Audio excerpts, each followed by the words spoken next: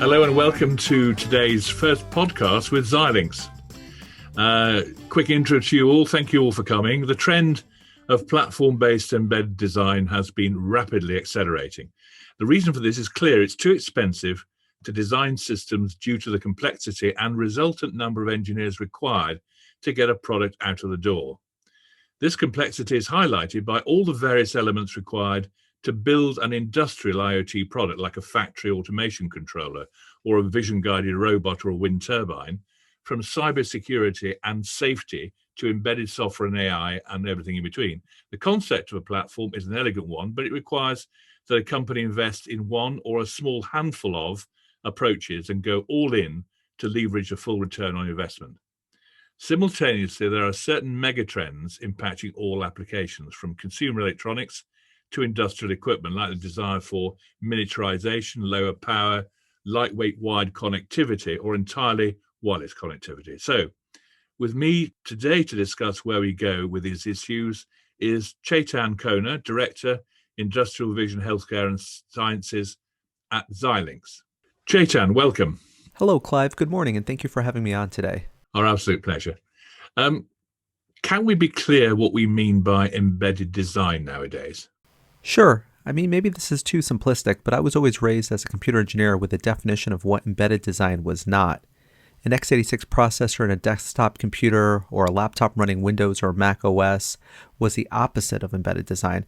And look, I get it. You can run Windows and whatnot in embedded form these days, but embedded is purpose-built with custom peripherals for that same purpose, often self-contained, although these days everything is cloud-connected. But typically in an embedded design, you're running Linux these days, although you still see some RTOSes hanging on like a QNX or VxWorks as well. But that's certainly what we view as embedded design in the industrial space, right? It is, starts at industrial PCs and it continues down into, again, more self-contained devices like could be a smart sensor, could be a machine vision camera, could be a electric drives, could be a operator panel. Although even an operator panel can be connected to a traditional PC or something like that. But many of them these days are more embedded and self-contained. What are the most popular components of an industrial Internet of Things IoT design? Sure. At Xilinx, we recognize 9 layers of an industrial or healthcare IoT system. And, some systems use all 9 layers, such as robotics. Some use less than all of those kind of layers that we've defined, such as a camera. But, at the very beginning, right, it all starts with an SoC or some form of embedded hardware that we just discussed. And then, the layers on top of it, we highlight functional safety as number 2, cybersecurity, number 3, connectivity, control, vision, embedded software for mixed criticality, and the latest addition to our model is Edge AI. And on top of that, right, is finally the application itself, which of course is the primary concern to our customers. What is a platform-based model? Sure. A platform-based model starts with holistically looking at your needs as a company and consolidating approaches. So let me tell you a story, Clive. My second job out of university, this was in the late 1990s, and I was working for Xerox, the copier folks. And there we had different programs. There were the 10-page per minute copiers, the 15-page per minute copiers, the 20-page per minute copiers, and even some 25-page per minute copiers, I think, at the time. And I don't remember exactly. It was a while ago, over 20 years ago, and we probably even had 30-page per minute copiers as well, right? But you're getting the hang of this. And it was a dynamic work environment, as you can imagine, right, with all those black and white copiers as far as the eye can see. But at that point, there wasn't in every design team a common approach to designing those systems. I'm not saying that there wasn't any design reuse, but it wasn't a way of life. One team was using x86s, other teams were using Power PCs, some were running QNX, others were running Windows. And generally speaking, people just don't do that anymore. And I dare say I don't think even, my old company Xerox probably doesn't do that anymore. And it's sort of obvious why you'd want to consolidate. But beyond the technology piece of it, engineers aren't cheap, right? And there aren't enough of them around. And so what you've got to do is pool your resources, your personnel, your finances, and so forth, and create a product that does, that does all of the things that you need to do across from that low to high end that I described. It, in the case of Xerox, it was page per minute copiers, and so you need to do the low to the high end and everything in between. And the questions that we find a lot of our customers asking is, can I find an SoC that can cover the full gambit for me, and can I find an operating system that can cover that low to high end for me, and can I invest in a single cybersecurity solution, and can I invest in one functional safety certification and one or fewer or one or a few connectivity standards, etc. So these are the questions that people have asked, and this is what really platform-based design has sort of become these days. So you feel this is a dominant approach in embedded systems design, do you? Can you explain why? Yeah, so as I mentioned, right, if you have to start from scratch for each and every product, you'll be lucky if you get anything out before the product is scheduled to be obsolete, right? There's just too much work that needs to go on, especially, like I said, when you factor in those 9 different layers that go into an industrial or healthcare IoT design these days. So you need to have your trusted ingredients, and you need to put them to work for you. But out of this emerges a key concept, and that's scalability, right? The ingredients you use have to scale.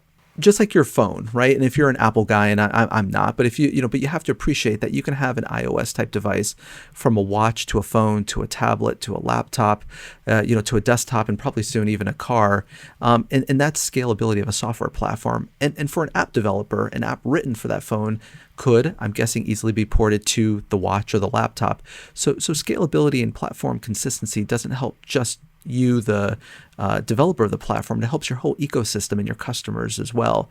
And you may not have noticed, but Apple's done pretty well for themselves, and pretty much everyone is doing their own version of that. So Xilinx's role is twofold. Number one is we want to provide scalable SoCs. I still hear that people think of Xilinx as an FPGA company, and I suppose when you invent something, it tends to stick. Case in point, my Xerox example from earlier, right? But we're an adaptive computing company these days, and for my customers, SoCs are designed into 2 out of 3 new designs, and the number one reason, right, if you can guess it, right, that our customers tell us that they select Xilinx SoCs is for that scalability I just described. Well, as you say, the world is moving in the direction of miniaturization, lower power, lightweight wired connectivity, or entirely wireless. We know we need miniaturization and lower power, but can you give specific examples of target volume and power in an IoT product? For sure. No, generally speaking, industrial is a fragmented market, right? So many of our customers are running 1,000 to 5,000 units of a particular model. But again, what platform-based design enables you to do is to consolidate volume so that you're getting, better economies of scale as a customer. So even though a particular SKU or specific product model from a customer may be that 1 to 5K units that I was mentioning, you typically, if you're doing a platform-based design, you've got a small, a extra small, a medium, a large, or an extra large version that are sharing some of the same components. So generally speaking, that way it's very typical for us to see that our customers running volumes all the way up to 100,000 units per year on, across the family of our devices. But most of these devices are almost always looking to stay under about 5 watts. Some, can handle 10 watts of power in the digital domain. And certainly if you're dealing with large products outside of a factory automation domain like a CT scanner, that's a whole nother class. But inside the factory, when you're talking about industrial controllers or drives, that's typically always going to be 5 watts or less for that digital subsystem. This is our major chestnut, and we always try and focus in on this. It's been a big thing in our world for quite a while. But where can I get solid cybersecurity to use with the Xilinx silicon in an IoT product? And again, that will be supported for, say, 20 or even 10 years. Yeah, so the thing with cybersecurity, right, that I don't know if the listeners can appreciate is that, the clock starts ticking the minute you release a product, because in industrial, in a factory, that product is out there for 10 or 20 years, sometimes even more. But if the product is static and the adversaries, right, these are the people that, maybe they'd be nice to you, Clive, because you're such a nice guy, but for the rest of us, right, they're going to do mean and bad things to the rest of us. And if your product is static, they're getting bigger and faster computers to break into your static system, and so that's gonna be a problem, right? And you need to have a way to keep your system up to date. So we talk about the industrial life cycle of security when we talk about cybersecurity for things like the power grid, or again for a factory that really are going to be out there for very, very long periods of time. So first and foremost, you want to implement a proper IEC 62443 grade cybersecurity enabled system and to have that certified properly. And that means implementing things like secure boot and measured boot with your Xilinx SoC. With all the latest encryption and so forth, but you also want to take advantage of the fact that in 5 or 10 years from now, what's considered state-of-the-art encryption is going to change, likely going to change, probably more than likely going to change. And one of the primary value adds of a Xilinx device is you get both programmable software and you get programmable hardware. So you can implement that currently unknown encryption algorithm in the form of a hardware accelerator in the future. And we've partnered with a variety of companies.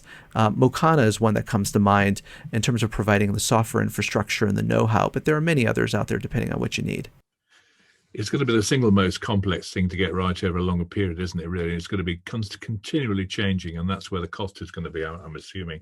So, I mean, we're facing a very difficult to predict landscape at the moment, and for someone who's in chip, in design, I cannot think how fluid one needs to be able to adapt and move forward at the same time. I mean, I can't imagine what the challenges are going to be. Can you? No, I mean, there's a lot of uncertainty out there, right? And that's the beautiful thing about, the products that Xilinx sells is that you have those 2 degrees of freedom, right? It's imagine doing anything in life with one hand tied behind your back, right? We've been given, two hands or 2 arms in most cases, right? And we use them to our benefit, right? Typing an email with one hand instead of 2 takes a lot longer, right? And so what Xilinx products enable you to do is unleash the programmability to adapt as the market is adapting over time.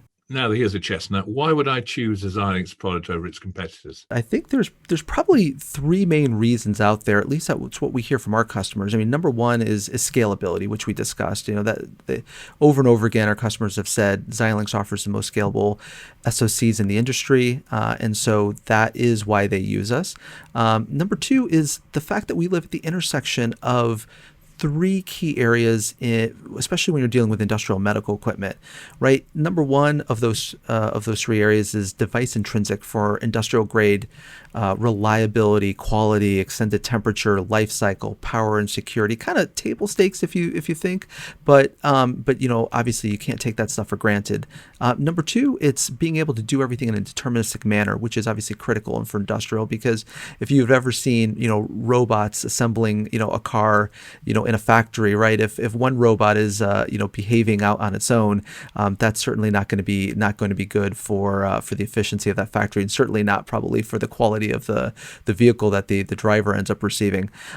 And lastly of those 3, being able to implement high performance, low latency inference at the edge, right? If you need all 3 of these things, and most of our customers are telling us that they need all 3 of these, we believe we're literally the only mainstream solution on the market that can support all 3 of these things without compromise, right? And the last of the 3 reasons that why customers choose Xilinx is that we're continuing to invest in industrial and healthcare IoT markets.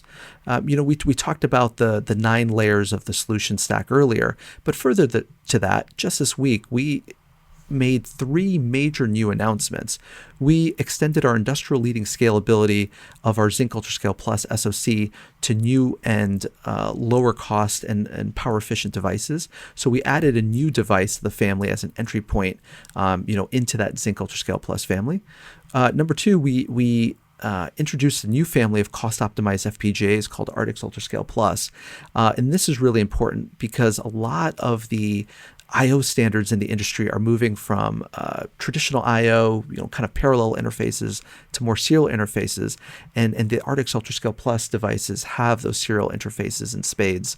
And then number 3, for both Zynq and Ardix UltraScale Plus, we introduced a new packaging technology to reduce the size of the device itself by 60% without losing any I/O. And this packaging technology is called INFO, for integrated fan-out.